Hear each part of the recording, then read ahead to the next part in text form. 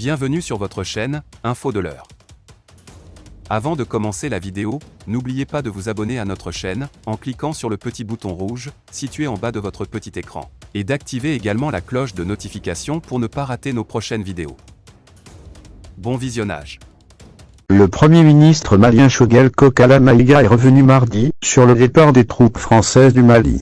Dans l'interview accordée à France 24, il a assuré que le Mali a pris toutes les dispositions idoines et comble d'ores et déjà toutes les vides laissées par le départ des soldats français et a déclaré que le Mali est plus fort que jamais. Connu pour son discours franc, le chef de la primature du Mali, Choguel Kokala Maïga, a dressé mardi un bilan noir de l'intervention des forces françaises au Mali. La France a échoué sur tous les fronts dans l'accomplissement de sa mission de lutte contre le terrorisme au Mali, selon le Premier ministre qui rassure que le Mali ne va pas tomber juste parce que les forces françaises se sont retirées. Même en absence du renseignement français, le Mali va se démerder pour sortir gagnant et sauver son peuple longtemps cloué par des carcans terroristes. L'armée française est déjà partie, rappelle le ministre. Barkhane est venu se substituer à Serval en disant que leur objectif est de contenir le terrorisme et non le détruire, d'aider l'armée à monter en puissance et enfin, aider la population en faisant du social. Là aussi, c'était un échec, l'armée n'est pas montée en puissance, souligne Choguel Kokala Maïga.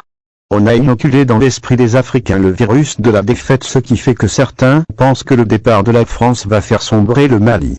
Choguel Kokala Maïga: la France part et le Mali reste debout.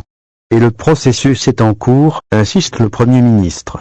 Le centre de gravité de notre pouvoir aujourd'hui doit être le peuple, et le jour que le peuple nous dira qu'il n'est plus en accord avec nous, nous en tirerons les conséquences. Pour lors, nous continuons notre travail de libération du peuple et du pays, a-t-il déclaré.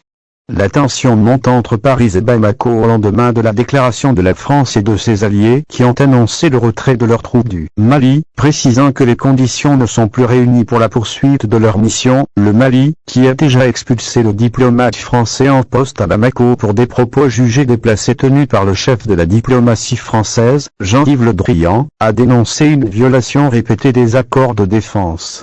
Droit dans ses bottes, Bamako a invité les autorités françaises à retirer, sans délai, les forces Barkhane et Takuba du territoire national, sous la supervision des autorités maliennes.